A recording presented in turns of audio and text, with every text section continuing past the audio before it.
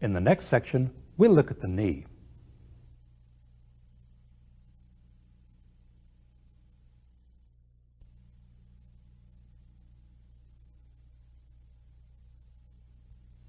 In this section, we'll look at the knee.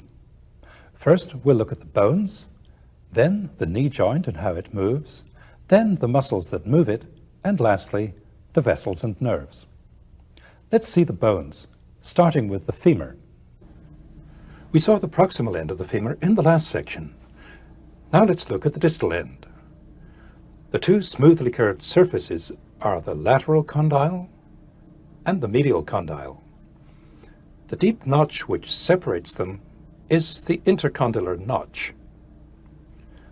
Above the two condyles are the epicondyles, lateral and medial.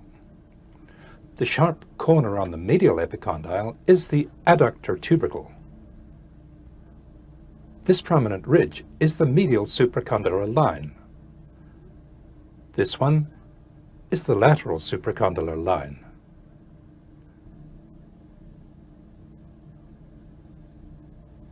Now we'll add the tibia and the fibula to the picture. The tibia and the fibula are fixed to each other firmly by two joints, the proximal and distal tibiofibular joints. There's almost no movement at either of these joints. Let's take a look at the proximal end of the tibia. This is the medial condyle, this is the lateral condyle. On top of the two condyles are two quite separate articular surfaces. They're much flatter than those on the femur. The rugged expanse between the articular surfaces is the interarticular area. This prominent lump on the front, the tibial tubercle, is the final insertion of the quadriceps tendon.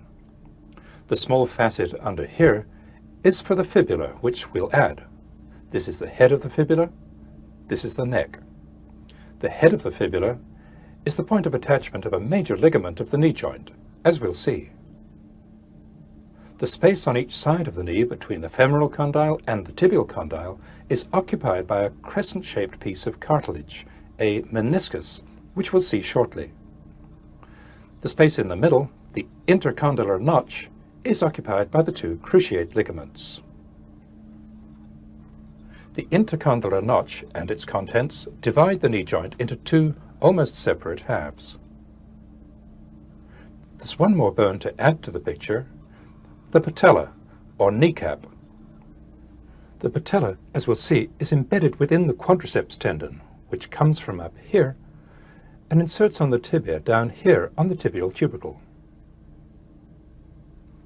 On the back of the patella, the articular surface is divided into facets. These articulate either with the femoral condyles when the knee is flexed, or with this central articular area when it's extended. Now that we've seen the bones of the knee joint, let's see how the joint looks in the living body.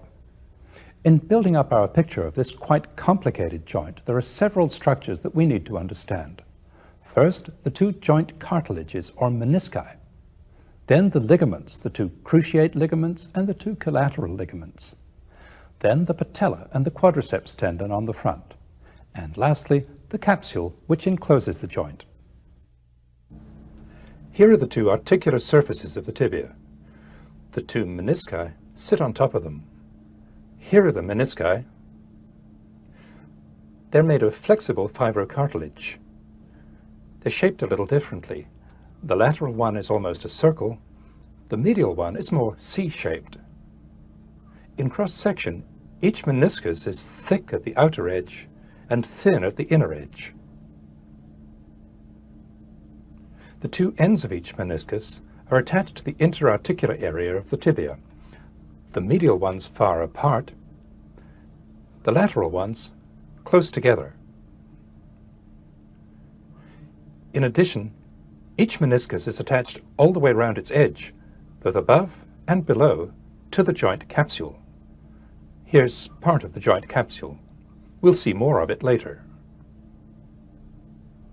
The lateral meniscus is much more mobile than the medial one, partly because its two ends are attached close together, partly because of a big difference in the mobility of the joint capsule around the edge.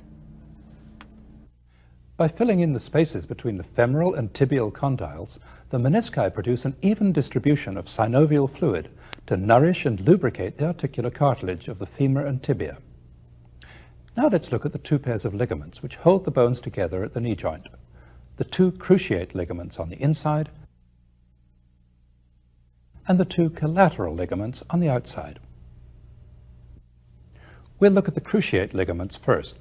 They're the important structures which prevent forward and backward movement of the femur on the tibia. Their name comes from the fact that they form a cross, like this. Here's the anterior cruciate ligament, seen from in front. Here's the posterior cruciate ligament, seen from behind. To get a better look at them, we'll remove the lateral condyle of the femur. Now we can see the whole of the anterior cruciate ligament. The anterior cruciate ligament goes from here on the tibia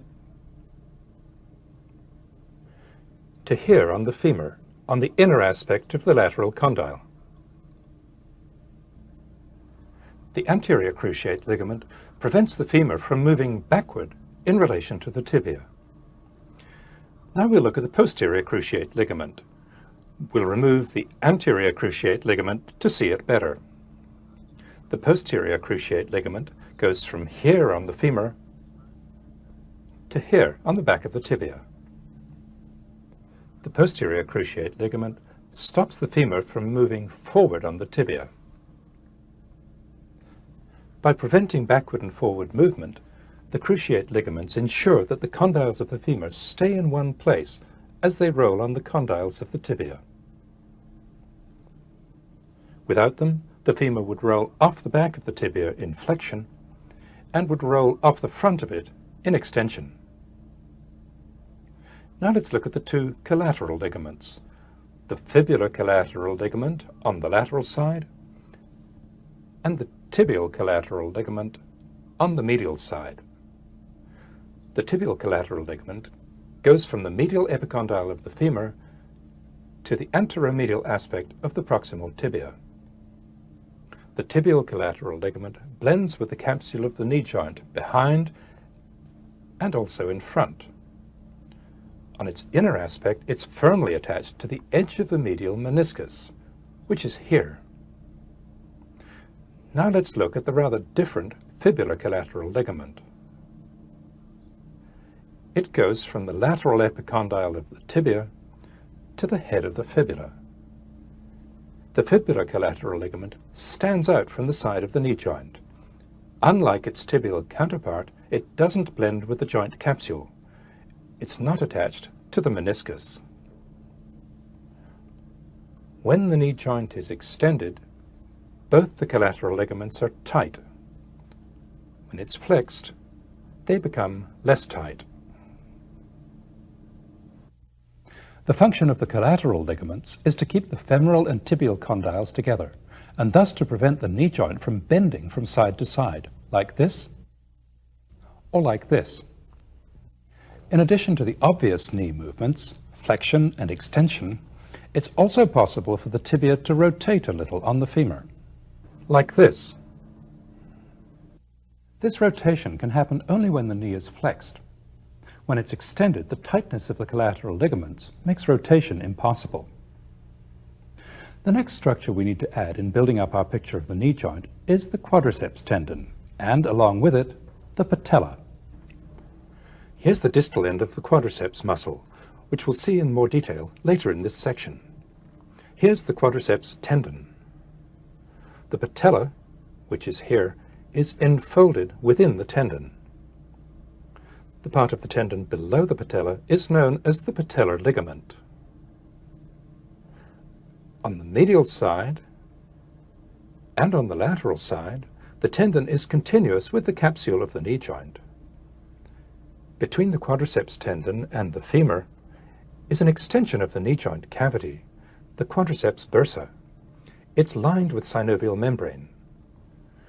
This lubricated pocket enables the quadriceps tendon to slide easily on the femur. Now we'll complete our picture of the knee joint by adding the fibrous capsule which encloses it. Here's the knee joint with the joint capsule intact. On the medial side, the thin capsule is continuous with the tibial collateral ligament. But on the lateral side, the capsule is separated from the fibular collateral ligament. On the back of the joint, the capsule is thick and strong. The thickened posterior capsule prevents hyperextension of the knee joint. Here, we've divided the fibrous capsule to see its inner surface. It's lined on the inside with synovial membrane all the way around the joint, except at the back. At the back, as we'll see if we remove the capsule, the thin synovial membrane, here it is, passes forward around the cruciate ligaments, covering them on the front. Besides being the largest joint in the body, the knee joint is also much the most complicated. Before we move on to look at the muscles which produce knee movement, let's review what we've seen of the bones and of the knee joint.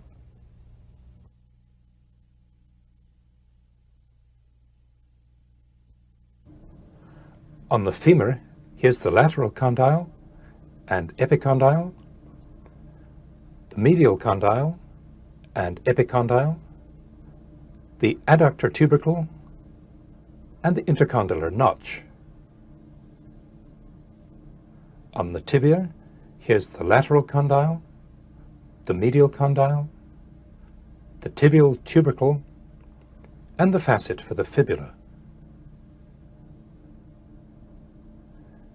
Here's the head of the fibula, the neck of the fibula,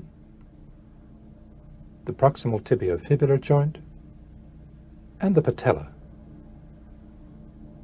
Here's the medial meniscus, the lateral meniscus,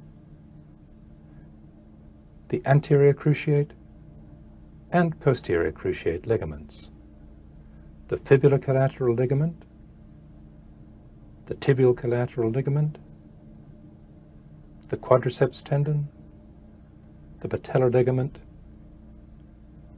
and the joint capsule.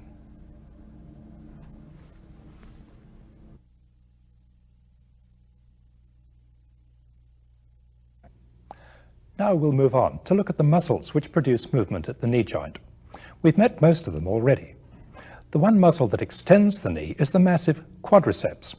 We saw it briefly in the last section. We'll take a better look at it now. The main flexors of the knee are the so-called hamstring muscles, semimembranosus, semitendinosus, and biceps femoris. Besides flexing the knee, the hamstring muscles also extend the hip.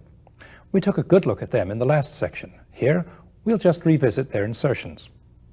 In addition, we'll look at three muscles at the back of the knee that we haven't yet seen: popliteus, gastrocnemius, and plantaris.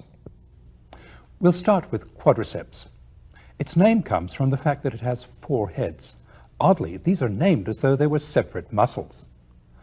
3 of the heads arise from the femur. They're called vastus intermedius, vastus medialis, and vastus lateralis. The 4th head, rectus femoris, arises from the hip bone. All 4 heads converge on the quadriceps tendon, which we've seen. We'll start with the deepest of the heads, vastus intermedius. Here it is. It forms a bulge on the front of the femur. Vastus intermedius arises from this broad area around the lateral aspect and front of the femur. Wrapped around the outside of vastus intermedius are vastus medialis and vastus lateralis. These two cover vastus intermedius almost completely.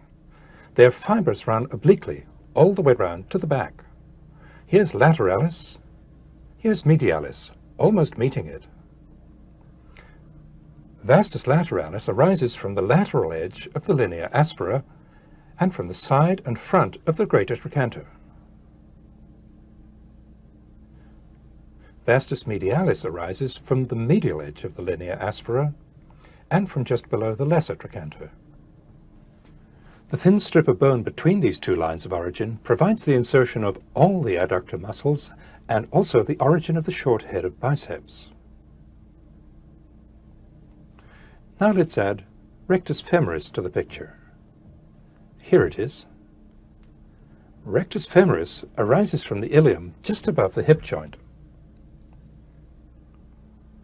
Its tendon of origin has two parts, a posterior or reflected part and an anterior or straight part. The anterior part arises from this prominence, the anterior inferior iliac spine. The posterior part arises from just above the acetabulum.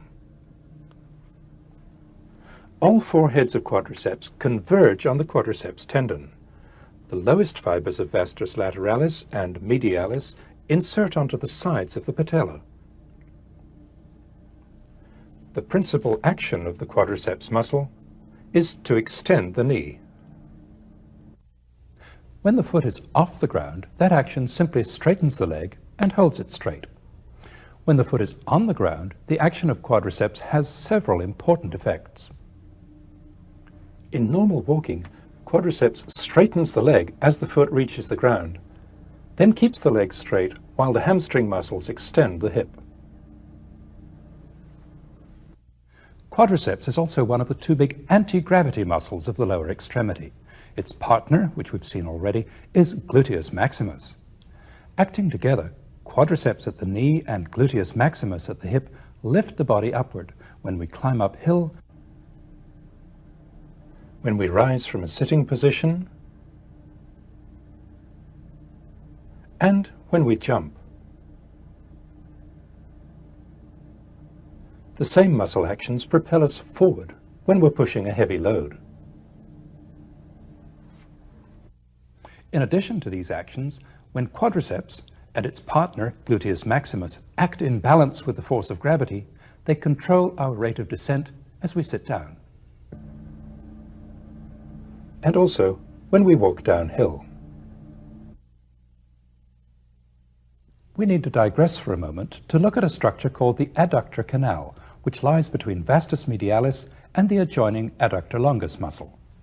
The adductor canal is important because the femoral vessels run through it in their course from the front of the thigh to the back. Here's vastus medialis. Here are the adductor muscles, magnus behind, longus in front, and brevis up here. The adductor canal is formed by the groove between adductor longus and vastus medialis, and by this sheet of fascia, called the roof of the adductor canal, which bridges over between the muscles. The adductor canal is covered over by the sartorius muscle. We'll see the adductor canal again when we look at the blood vessels. Now let's move on and look at the muscles which produce flexion at the knee joint.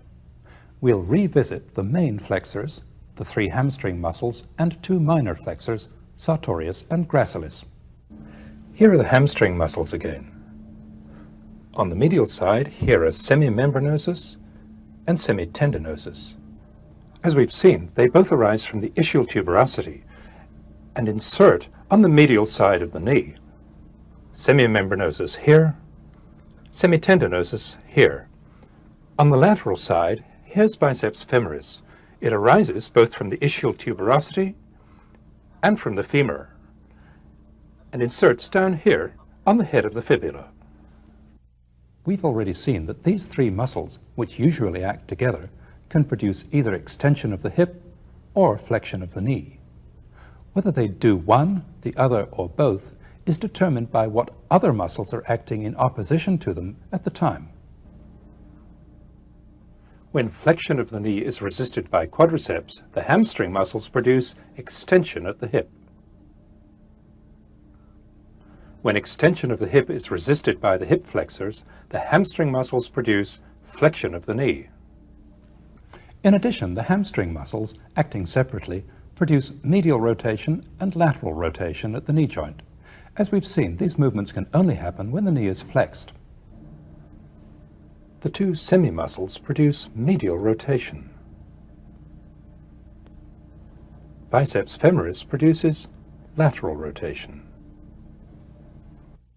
The other two minor knee flexors that we've seen already are sartorius and gracilis. Here's sartorius, which arises up here. Here's gracilis, arising here. These two insert close to semitendinosus. Sartorius here, gracilis here. We've already seen the actions of these two muscles at the hip. At the knee, they help to produce flexion. Now we'll complete our picture of the muscles around the knee by looking at three muscles at the back that we haven't met yet: popliteus, gastrocnemius, and plantaris. Here's the popliteus muscle. It arises from this area on the back of the tibia and inserts up here on the lateral epicondyle of the femur. The tendon of popliteus passes through the capsule of the knee joint to reach its insertion. Popliteus is a minor flexor of the knee, and it can also produce medial rotation of the tibia. Lying on top of popliteus is the small plantaris muscle. It's a vestigial structure. It arises from the lateral epicondyle of the femur. The tiny tendon of plantaris runs down on the back of this big muscle, soleus. We'll see where it ends up in the next section. Lying on top of the two small muscles that we've just seen is the much larger gastrocnemius muscle. Gastrocnemius arises by two heads from the back of the medial and lateral condyles of the femur. Gastrocnemius runs downward and joins with the underlying soleus muscle, which we'll see in the next section, to form the calcaneal tendon, or heel cord. Gastrocnemius has a slight flexing action at the knee, but its main action by far is at the ankle joint. We'll see it again in the next section. Now that we've seen all the muscles that arise or insert at the knee joint, let's see how they all fit together. You can use this overview as a brief review section. Here on the front are quadriceps, sartorius, and gracilis. On the back, here are semitendinosus and semimembranosus. Here's biceps femoris, and here's gastrocnemius. Here's plantaris and popliteus.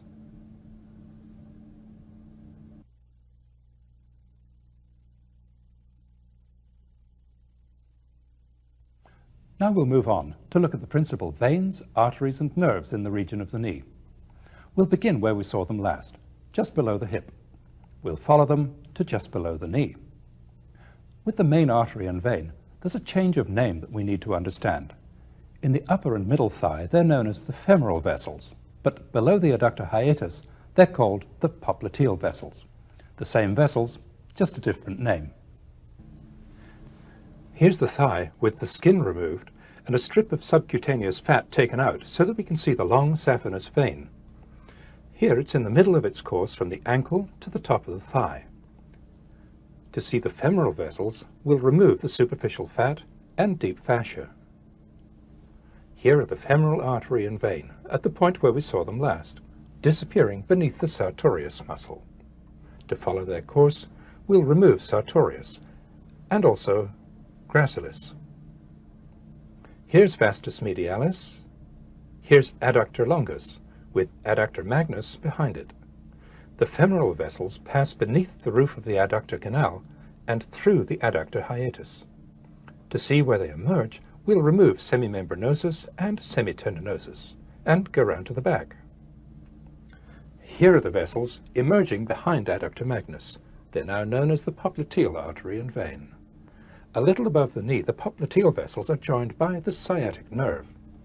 At the back of the knee, the popliteal artery lies deep to the nerve and to the popliteal vein.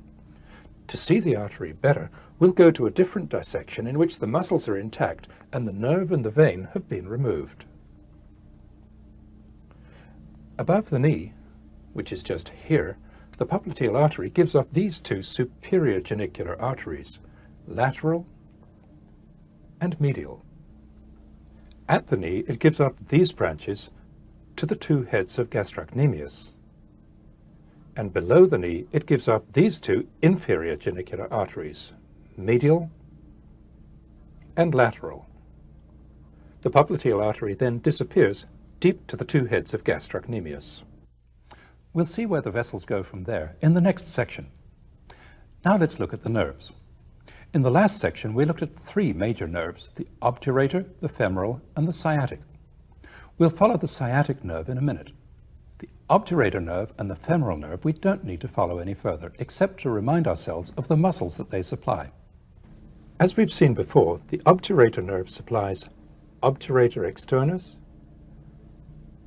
adductor brevis and longus, and the anterior part of adductor magnus. The femoral nerve supplies iliacus, pectineus, all four heads of quadriceps, and sartorius. The obturator and femoral nerves also have sensory branches, some of which go below the knee. We'll leave these out. We'll go on now to look at the sciatic nerve. We saw the sciatic nerve a minute ago with the hamstring muscles absent. To see the whole picture, we'll add the hamstring muscles. Here are semimembranosus and semitendinosus. Here's biceps femoris. Here are the two heads of gastrocnemius. The space that's bounded by these muscles is called the popliteal fossa. As we saw in the previous section, the sciatic nerve passes deep to biceps femoris. Here it is emerging. Here are the popliteal vessels coming in beneath the semi-muscles and passing deep to the nerve. Above the knee, the sciatic nerve divides into two major nerves, the tibial nerve and the common peroneal nerve. The tibial nerve runs downward in the midline and passes between the two heads of gastrocnemius, along with the popliteal vessels.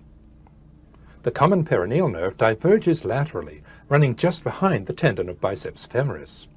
It passes around the neck of the fibula, here's the fibula, and passes into this muscle, peroneus longus. We'll follow the further course of both these nerves in the next section. Of the muscles that we've seen in this section, the tibial nerve supplies popliteus, gastrocnemius, and plantaris. We'll conclude this section by briefly reviewing what we've seen of the vessels and nerves of this region.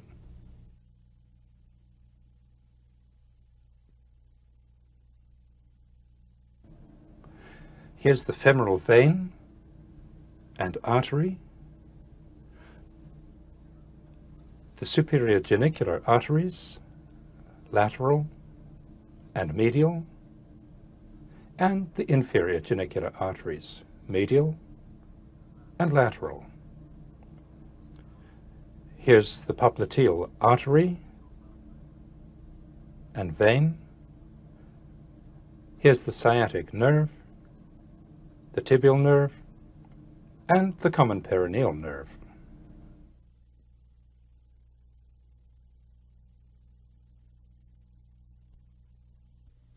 That brings us to the end of this section on the knee. In the next section, we'll look at the leg, the ankle, and the joints of